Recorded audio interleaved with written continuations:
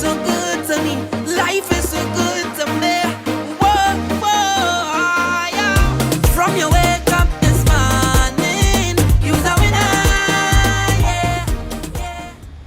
Hey, Frank Worrell Hall. This is your Constitutional Chairperson, Daniel Wilson, and welcome to the first episode of Conversations with your Constitutional Chairperson. I am joined with my fellow co-hosts here today, and we're going to be having a very deep discussion about culture and the influence that it has on the shaping of our Constitution right here on Frank Worrell Hall. You know, diversity plays a very key facet of the hall's experience, and we want to figure out, we want to hear from our residents, how can we represent each of their cultures in a unique way that is really protected and covered by the Constitution of Frank Worrell Hall. So I'm going to introduce my co-hosts today and let them introduce themselves to you. My name's Nate. I'm from San Francisco, USA. Hi, my name is Gema. I'm Mexican American from the US. Hi everyone, my name is Jamila. I'm from Jamaica. Hi everyone, my name is Samantha Telesford and I am from the island of Grenada. Great, thank you so much. These are my lovely co-hosts who will be engaging in the discussion today. So, guys, culture resides in everything we do. It shapes the way we speak, the way we interact, the way we love, who we love, how we cook, and so much more. Therefore, in a space where so much cultures are mixing, like the Frank Worrell Hall, how do we, as the shapers of the Constitution, seek to serve and protect all these interests? Is it something that is possible in your opinion? And anyone could chime in. Jamila? So I do think that, especially being in the Caribbean, just based on our history, that we are a melting pot of a lot of different cultures. So we have European cultures, we have West African cultures, India, Chinese. So I think that anywhere for cultures to melt would be here. You can say very similar things for the US with it's just culture of immigration, like a lot of things mixing. And I do think it's possible, and I think that we've been doing a good job so far. On Frank, I think that we have achieved it and we can continue. It's just like about respecting people's cultures. You know, this week is Belsac week, and we're having all the different weeks for all the different countries, and everybody goes and everybody vibes, and we learn a thing or two. So yeah, I think it's pertinent, but I think we have been doing it and we will continue to do so. Anybody else could chime in? I would quite agree with what Jamila just said. Frank Worrell Hall, have been merging all the cultures together. They have been doing having appreciation, so everybody have appreciation for the different cultures. There's so many other cultures, and as it relates to cultural shock, like for instance, me, I coming from Grenada, there's so many different things that I haven't even known about Jamaica or from persons from Belize and so. But the fact that the Frank Worrell Hall have been merging everything together, you have, as Jamila said, you have the different weeks, you have persons from different associations, you speak to them, they share their culture with you. So I think that's something that has been going on. We have achieved it, as she said, and once we continue to be consistent, it's prevalent. So yeah. So I have a question for Nate and Gemma. So my question really is Gema. Okay, great. Guys, it's Gema. Cultural, exactly. So I have a question for you guys. So coming from the US, what would you say was the biggest culture shock coming to Barbados, coming to Frank Worrell Hall in particular? Do you have one? I don't have one yet. I think personally for me, the ambiance of getting together and being in community a lot, like being at the JCR, I've met so many people, and that's something you don't really do back home. Back home, if you're in a common area, honestly, you don't talk to people that just walk around by. But here, I sit here and I see people and I'm just like, hey, and they'll gladly say hi to me and even come and talk to me. And I've had the opportunity to meet people from all over the Caribbean, and that's something that was really intense to do at first because it was a little nerve-wracking. You weren't sure how genuine someone was going to be, but at the end of the day I realized that they're genuine, they wanted to get to know me, and I want to get to know them just as much. Okay, great. Nate? Yeah, I don't know if I have a really negative cultural shock, but positive culture shock, I was just shocked at how much like you're walking around and even people you've never talked to will still say hi to you or like give you a wave or something, which I don't know. The US, it's like kind of you keep your head down a little bit, not like because it's not safe to talk to people, just like people don't really do it. Right. Yeah. Okay, so that's so interesting because we see in the real parallels between US culture and the culture here in Barbados. You would say it's more of a kind of friendly culture, more kind of culture based around camaraderie and stuff like that. So do you think that some of the cultural norms that per se would exist in Grenada, that would exist in Jamaica, that would exist in the US, so let's talk about the US in particular, in terms of regard for the LGBTQIA community, do you think that we as a Frank Worrell Hall, we as the shapers of the Constitution, should really recognize and pay more attention to that community, as in putting our Constitution in a place that recognize them and recognize their experience? Do you think that is something that we should endeavor to do? Yeah, definitely, especially because the Caribbean has a reputation a little bit for like it's, I mean, gay sex is illegal here, so like I think it would just be helpful to like make it clear that that's not everybody, like that's not the case here, like we're welcoming. So like even though like nobody's been homophobic or anything like that, it's still like I think it would make it very welcoming to just have that out there, that's like Right. You know. Okay. Yeah. Yeah, I also personally agree. Just having it in the Constitution doesn't do anyone any harm, and it creates a opening for representation of people that don't probably see it written down exactly.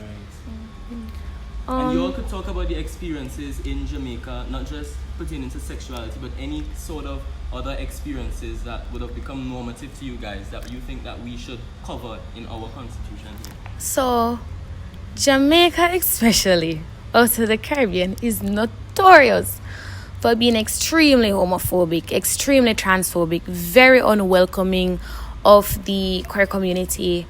And that is something that is normalized to the point where it's just like this is cultural. People don't realize, I mean, kids as young as 3 and 4 are saying slurs and things like that, and they don't even realize it's an issue.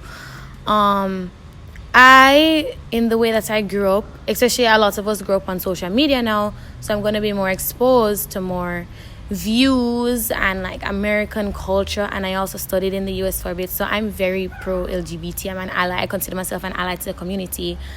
But I do think the Caribbean is changing slowly yet surely. I do think there are big leaps with the new generation, just by ways of just being more open-minded. I mean, even churches, there'll be more, you see, pro-LGBT churches, at least in the States.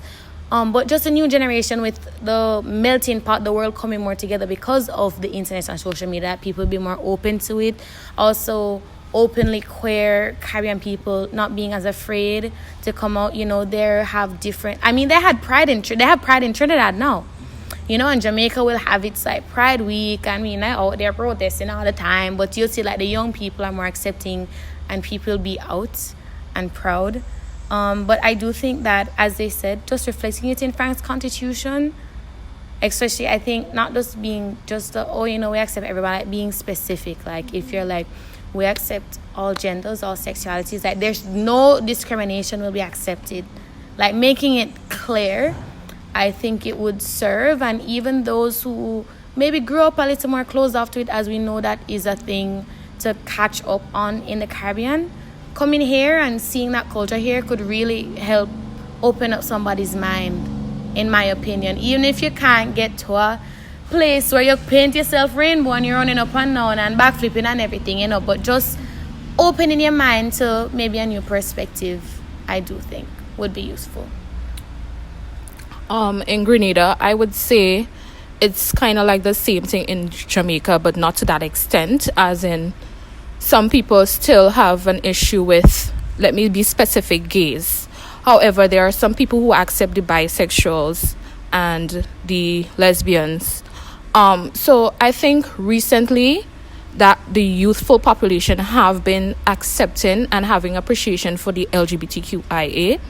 and having a provision incorporated in the Constitution will actually make that group of people feel more appreciated, even if on holistically everybody don't support the LGBTQ, or even if it's not morally accepted, but at the end of the day, that specific group of people would feel like they're being protected.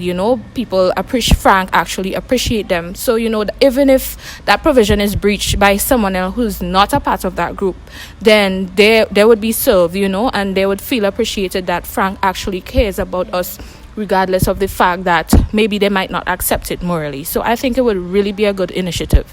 Accountability, Right. Definitely. So actually, Article 2, Section 14 of the Constitution, when we speak to Part D, it says that there's a right not to be discriminated against by another due to class, color, creed, religion, sex, age, or nationality. So what we want to really do is spell it out and really put in that sexuality part of it. Really ensure that all our residents feel covered and protected and feel safe under the Constitution of the Frank Worrell Hall. So I really think that is really an important step in bringing things together and bringing our community as Frank Worrell Hall together in a common and mutual understanding. So as we kind of wrap up this discussion, you all didn't really touch on some of the negative cultural experiences you would have had. And I want this to be a space where you could do that. So my question to you is, in any form or fashion, do you think that cultural sensitivity training is something that should be implemented on the halls of residence? In an instance where you probably feel that you were disrespected because of your accent, you were disrespected because of the way you cook or prepare food, you were disrespected in any way. Do you think that cultural sensitivity is something that we should seek to do more or seek to practice more here in Frank Worrell Hall? Anybody could chime in. Okay, so one might say I'm being a little bit subjective here, but this is based on my personal experience. Coming into Barbados, I had at the beginning precisely, I had so many negative statements, let me say, in terms of the attitude that were portrayed, particularly with the Bajans. And as a Grenadian, I would say that we are very friendly people. So it was actually a intense cultural shock, because for us, we would meet people from Africa, Nigeria, India, anyway, and we would go to them and like, hi, how you doing? How's life? But some people might think as if we're trying to get too personal with them, which I quite understand, because I went to Bridgetown a couple times and I've asked a couple questions to Bajans, as in, like, why some people like that? Like, why some of the Bajans like that? They come off in that kind of rude way. And one person said to me that it's kind of like a norm for them, as in some of them grew up real tough. So it's more of a, okay, that rigid kind of personality, but not necessarily that they actually being rude. So that is something that I've learned from since the time I was here. But I would say training would be something that would be, I wouldn't say necessary, but it would help in terms of trying to understand some of the other cultures, as in, who knows, maybe a Jamaican might come off a little bit rude, but they're actually not being rude. Just in terms of learning how, the speech and the accent, because it's different accents, it might come off differently, but I feel like the training and just understanding the speech by all the other different cultures, it was something that would actually help in terms of understanding, okay, this they grew up this way, this is the personality, just interchanging and learning each other. It would be good. For me, and I think people from Trinidad might be able to relate, but coming from bigger islands that kind of might get more attention, and I think especially for those who are not aware, like foreigners who are not necessarily aware of like the many different islands in the Caribbean and lots of different cultures, when they hear Caribbean, they usually just think Jamaica, and then sometimes the next thing is like Trinidad. And I will admit it and will say that sometimes, at least let me speak for Jamaica, I must speak for Trinidad, that they can have this superiority complex sometimes, being from like a bigger and like more popular island. But I think that will paint you in a way. So when I'll be speaking, sometimes and they hear she's not from here or a Jamaican accent, it's kind of like a role. She feel like she better than we. Can't bother Jamaicans and they think, oh, because they're big and blah, blah, blah, blah, blah, blah. So I have had a few negative experience with Bajans, but nothing overwhelming, nothing to the point. I mean, somebody, they asked me if I had any weed in my pocket. And I was like, you are being so unserious right now. Like, be real. You just think I just walk around. Well, apparently that's what they think. So we just walk around with weed in my pocket, and Bob Marley's my father, and I can run fast and all of them something there. But to me, those are more minor things. But I do think sensitivity training could be of use, not just inter-Caribbean, but I think especially between the people coming from North America and Caribbean culture. Because we have our differences, but I think we have a collective culture that can be pretty stark in a lot of ways from Caribbean culture. And from my perspective, whereas I've seen like the Caribbean people mingle more, I feel like a lot of the international students, I mean, naturally, of course, kind of stick to each other just because of that cultural difference. Because when I studied in the States, I did find that I hung up more on the Caribbean people because just of like the big cultural difference. So let's hear something. You want to go first? Sure. I'm just thinking. Yeah, I mean, definitely, like, it's so natural for the international students to group just because, like, all of us had nobody we knew and stuff. But we do try to branch out. It's just hard because everybody seems to already, like, have little groups, and you don't want to just be, like it's kind of uncomfortable, you know? Yeah, well, I just don't want to, you know, in the States, there's a much more, I don't know, what would you say? Like, there's it's like, there's not an assumption that everybody wants to be your friend, whereas I feel like that's more of the norm here, so it's maybe everybody's expecting to just, like, oh, like, if you want to hang out with me, you're gonna, like, ask me, but, like, sometimes it's like a little weird because you want to hang out with people, but you don't want to like you don't want to impose, you don't want to like break their, you know, their established friendships, because people get comfortable with their situation, and I don't want to be like I'm only here for 4 months. I don't want to like mess with somebody's exactly. Not that I would cause drama, but just like, you know. I think personally for me, it's been a bit of a different experience just because I come from a culture where everyone is really friendly. We say hi to people and are able to build community, but it definitely has been easier for international students, to stay together because I think the formatting of how we're living here has been that the schools clumped all of us together. I live with I think there's 3 of international students on my floor. I live with one girl that's exactly from the same school, and I've noticed in the other 2 blocks that are international students, they're all together, and it's hard to not stay in that little circle when you live with them. You're there with them every day. So I think on the school's part, they could probably divide international students up more to have a fully immersive experience, you know? And I think, like Nate said, sometimes you get comfortable, and when you're living with someone, of course you're going to become like best buds, you know, and sometimes it looks like, oh, the international students are clicked up, but it's hard not to do that when you're living with them. You're going through certain like amenity problems together, and it just really like hooks you up, you know. But I think that could be solved if the school just did a little bit more thoughtful process, and I'm assuming they saw that they want international students in certain blocks because the amenities were slightly better and just wanted to give a good impression. But yeah, that's another story. But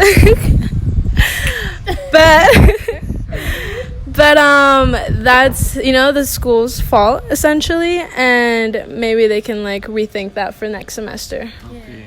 Great. So we really had a lot of interesting views when we talk about culture and its relationship to the Constitution, and how we could really ensure that residents here feel protected and feel covered and feel, most importantly, served under the Constitution. We spoke about the impact of sexuality and how it has become so normative in certain cultures. And we want to really reflect that here for those persons residents on Frank. So this has been an amazing experience. I want to thank my fellow co-hosts for joining me in this really important conversation on how we could build our constitution to represent the needs of each and every resident and serving each and every resident. So this has been episode 1 of Conversations with your constitutional chairperson, and we'll see you in the next episode. Thank you, guys.